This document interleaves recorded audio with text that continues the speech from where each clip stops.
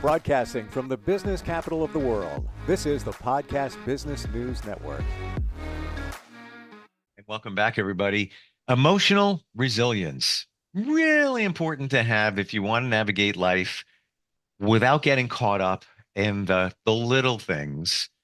Not that that's a bad thing, but many of us, if we don't have a higher level of emotional resilience, a lot of times the little things trip you up and you just want to keep moving forward. How does that look in terms of relationships and dealing with that kind of stuff?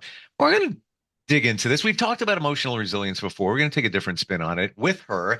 She's a trauma-informed coach, and she's back with us. I love her energy, her insight. Laurie Kroeger is here. Hey, Laurie, how's it going?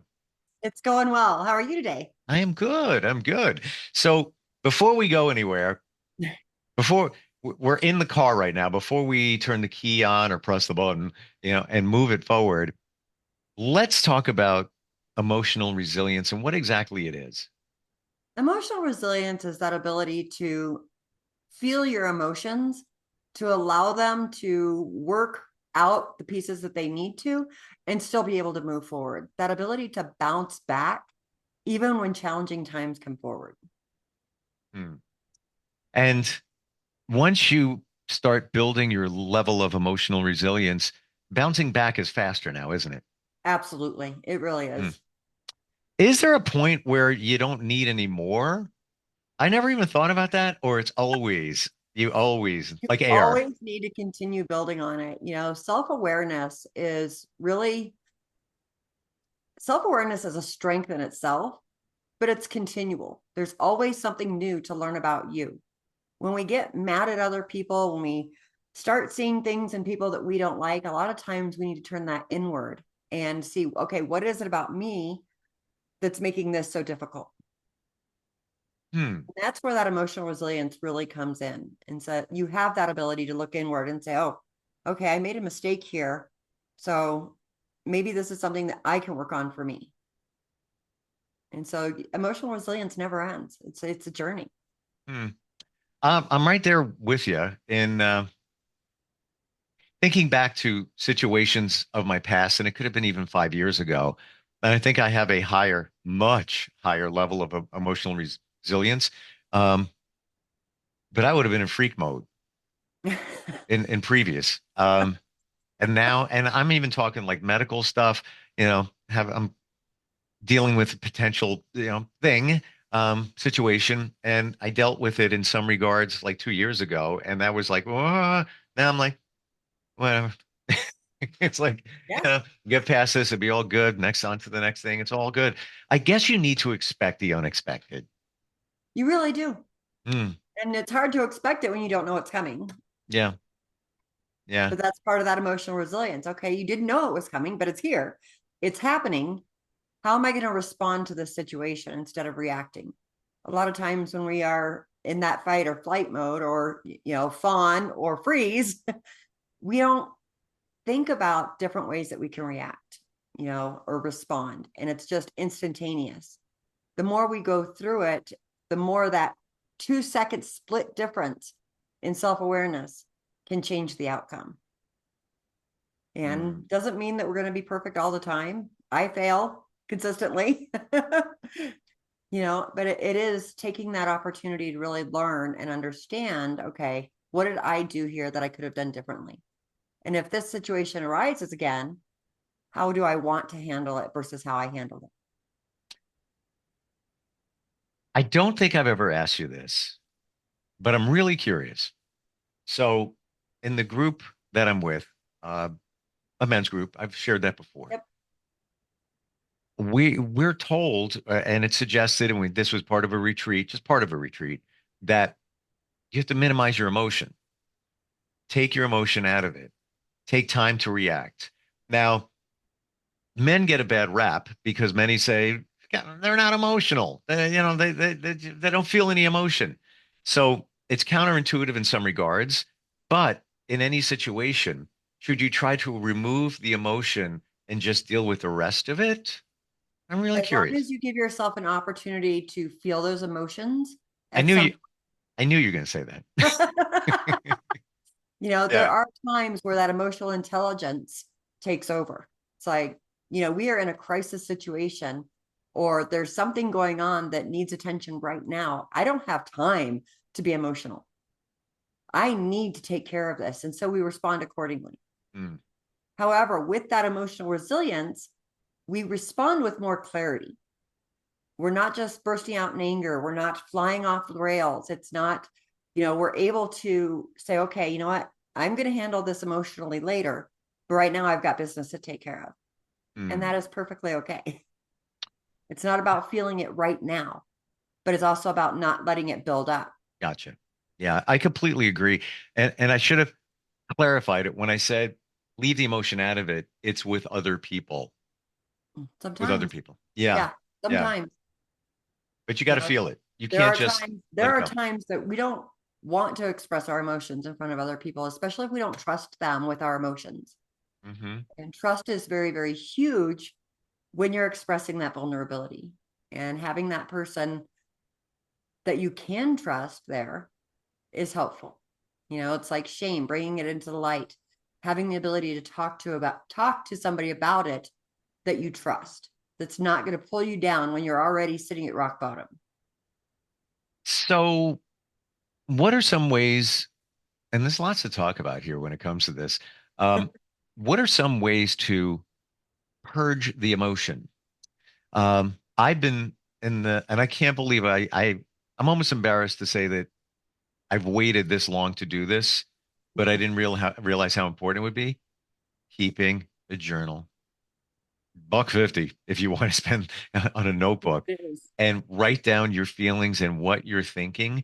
And in a recent situation, it gave me more clarity to make the decision of something. I did the pros and the cons and the feelings that went along with it. And I find myself even writing less every day Yep. in general, um, because I feel like I've already got enough out. Like I want to write more, but I'm like, I don't need to. Like it's Yeah. because it's become so efficient. I don't know if Well, and that makes that's how sense. it is. In fact, it's really funny because I was looking into, what it is that holds people back from journaling consistently. I am not a consistent journaler. I will be Same. perfectly honest.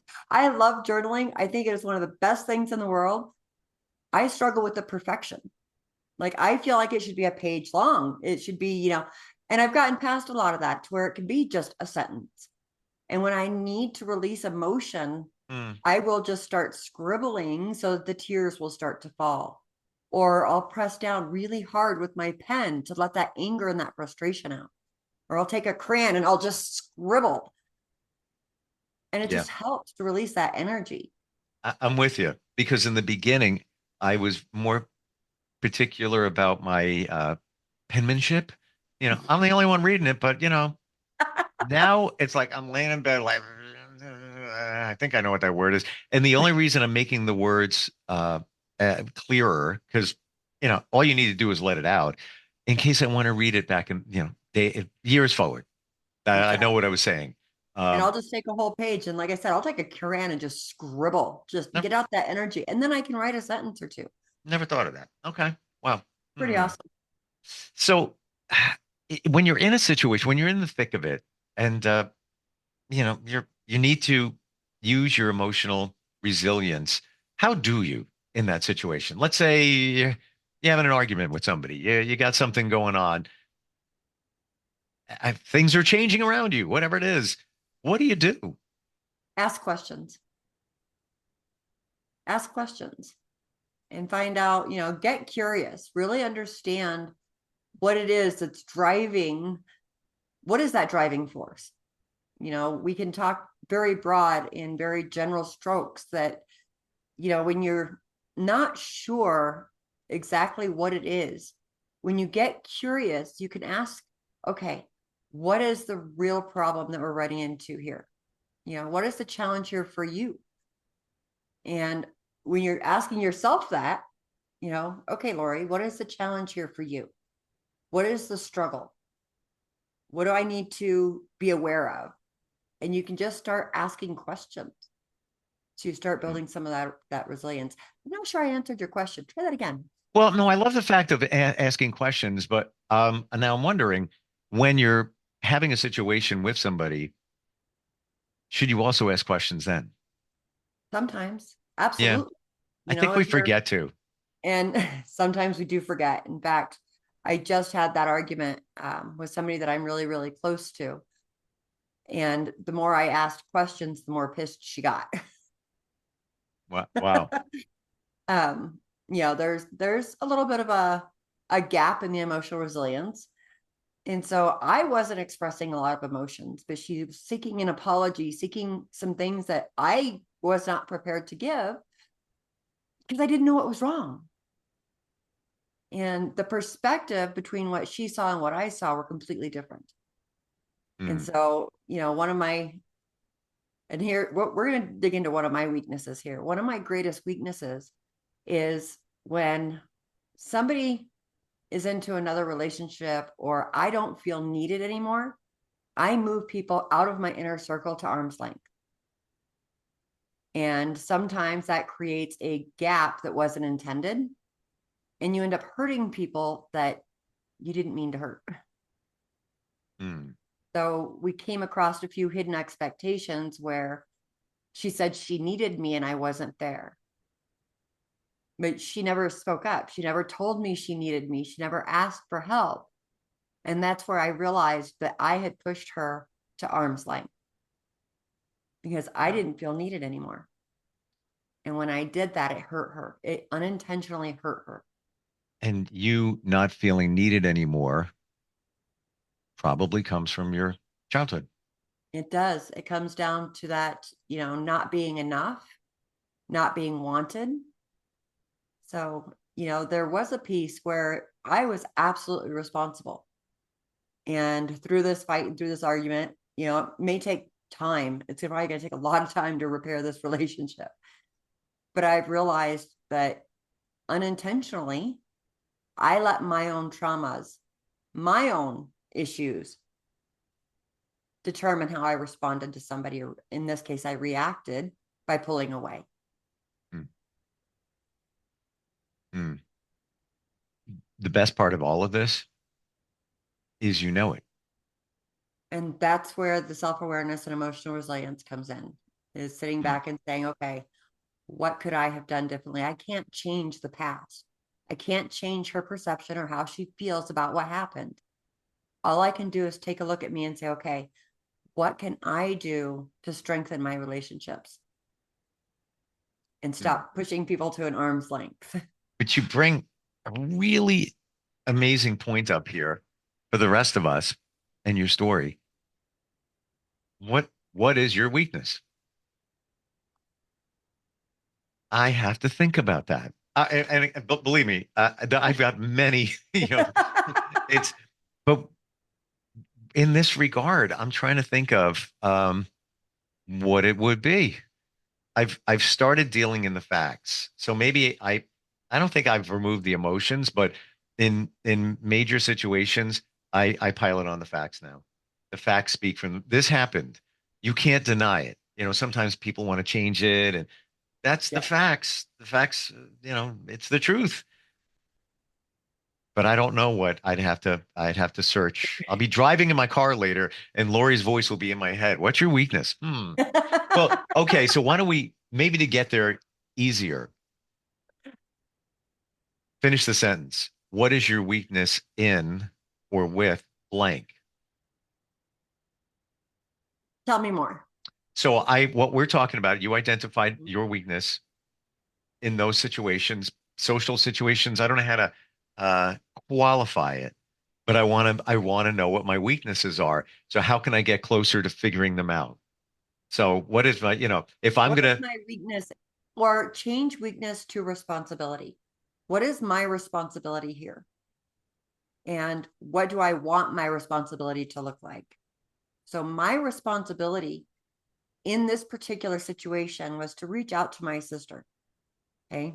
It was to really focus on what does she need right now versus pushing her away the way that I did because I didn't feel needed. And that weakness then comes back to me saying, this is something that you do consistently with your relationships when you're not feeling needed or you're not feeling like you're enough. hmm, Wow. I am going to be driving today, and Laurie's voice is going to be in my head, and I'm going to be thinking about this. Um, I'm still, and I know they're there, but I can't pull them out. But anyway, um, wow. You said last time we got together, maybe the time before, the difference between emotional resistance and emotional resilience. And that kind of popped up in my head. What is the difference again? So the difference is that the emotional resistance is pushing things aside, not allowing yourself to actually feel any emotions. You're bottling it up, or you're just going down facts and never allowing yourself to look at what did the circumstance, this is a fact, this happened. How did this make me feel? How did I react or how did I respond? That's where emotional resilience comes in. We're not stuffing it. We're not pushing it back. We're not looking at just the facts, but we're giving ourselves an opportunity to say, okay, this is what happened. This is how I felt. How do I want to respond differently? Or do I think I did a good job? Hmm. And congratulate yourself if you did. That's a win. If you handled a situation really well, that's still a win.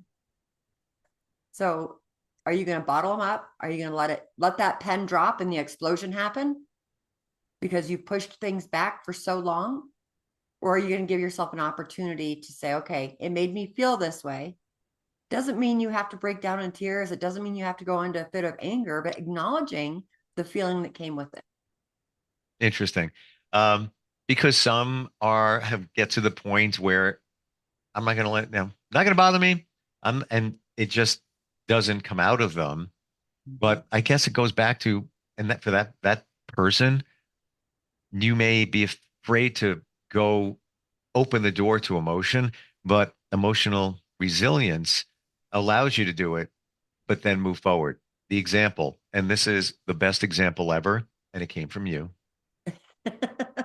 and it was the passing of your dog, and you Yes. shared that with us about a month and change ago, and it, sad situation. Mhm. You sat with it, you processed it, you reflected, I cried you cried, a and lot. as you should, and then you moved on. And I got up Doesn't and went to work the next day. doesn't mean you forgot about the dog. Doesn't mean it doesn't mean anything to you. It doesn't mean you won't revisit the feelings, the memories, and all of that. But that was when you shared that, it was like, whoa, now it's clear what this is and how emotional resilience supports. Because you could have been in bed for a week I wailing, absolutely could have. Yeah. right? There's still times when, a golden retriever will pop up on Facebook Oh and my God, I can't believe you said that. My daughter just lost her dog, golden oh, retriever, and he had a seizure at home, took him to the vet, rushed him to the vet, had two more passed. No sign, no nothing, seven and a yeah. half years old. I can't believe you said golden retriever. It's almost like Yeah. freaky. She was the love of my life. And, like I said, it'll pop up on Facebook. I'll see them here and there. And there's still that pang of I miss her, but it doesn't knock me down. I know that I gave her the best life that I possibly could. And I can't bring her back to life. I can't change the situation. But what I can do is continue moving forward. And perhaps when the time is right, I will get another one Sure. and love them just as much. Absolutely. Um, I did that with my cat. We talked about this before we got on here. And this was a cat that I had to put down 5 years ago. And it was a rescue. He was in a cage for a year. He was wonderful, mushy, sweet. I get another cat, orange tabby. I swear it's the same cat. If you believe in reincarnation, you believe in the universe supporting you, we needed a cat and there's healing that needed to get done outside of that. Um, he's back. So you never know. Your dog, she may be coming back. I think so. Right. You don't And know. it'll happen when the time is right. It's You'll not know it. something that you want to force. And I've just decided that again, I can't change what is. I can't bring her back to life. And she would not want me to sit in bed for a week being miserable. Well, you bring up a really good point right there. Fundamental too, that we all forget about. You can't change things that are out of your control. So that's where I think a lot of us get stuck in many situations. And once you realize that, it's easier to move past in certain situations. I can't control this person. Look what they're doing or whatever. Got to move on. What are you going to do? But if you haven't worked on yourself and the emotional resilience and all of that, you get stuck in that cycle of, but maybe it'd be different if. No. Well, and that's where anxiety comes in. That's where depression comes in. Yeah. Yeah. You're trying to change things or control things that you can't. For sure. Cannot control the future. I'm sorry. I know we all would love to have a crystal ball and know that everything in the future is going to be 100% okay, but that's not an option. We can't go back to the past and change the past. No. So what can we do? We can live for today. We can look at what can I do today? And we can be intentional about that. And learn from the past, but not marinate in the past. Exactly. Yeah. Wow. You're just amazing. And you give us things to think about. And it's almost like homework, but we don't know that we just got homework. It's like, you're going to think about this thing. Because I am. I want to identify my weaknesses based on what we're talking about so I can improve. And I really have to sit with that. Maybe I'll be journaling and it'll come up. I don't know. Wow. How does somebody... That opportunity is amazing. How do we connect with you? How do we find you? Visiblepotential.com. You can find me on Facebook at visiblepotential.com. It's easiest way to get a hold of me. You've been through a lot. You help people with trauma. You've had your own. You were very transparent in the past about that in these podcasts. You get it. That's the beautiful part. You get it and you understand it. It's not like you just went for a certification and I'm going to do something different today. No, you take it to heart and you understand. And for that, I love you. And wonderful hanging out with you. I'm thinking there'll be a way we're going to connect in the future. I really do. I would absolutely love that. Same. I would. Same. All right, Laurie, thanks a lot. We'll talk soon, okay? All right. Sounds great. Bye. We'll be right back. Are you looking for even more of the podcasts and hosts that you love? The Podcast Business News Network is proud to announce that you now have even more ways to listen live. Check out the MyTuner Radio, online radio box, and Simple Radio apps on iOS and Android, or find us online. Search for Business News Network on mytuner-radio.com or search Podcast Business News Network on streama.com and onlineradiobox.com/US. Take your podcast on the go and don't miss a minute of the action.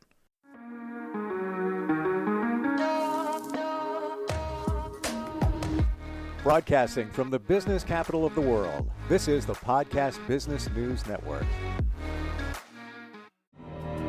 For nearly 2,000 severely injured veterans, everyday life has become filled with barriers. Day-to-day simple tasks can become pretty daunting. I have to carry my chair up 2 flights of steps or have somebody do it for me. What scares me the most is just the falling. When I'm struggling with my house, I think, to have that one great barrier just knocked down, it's crucial. Home for Our Troops is a wonderful nonprofit that builds a mortgage-free, fully adaptive, handicap-accessible house. And there's no catch. It'll be our very first home that we've ever owned. This is a game changer. This is where your life begins again. We need you to join us in completing this important mission. Please visit hfotusa.org and help build homes and rebuild lives. Because of you, everything's going to be okay.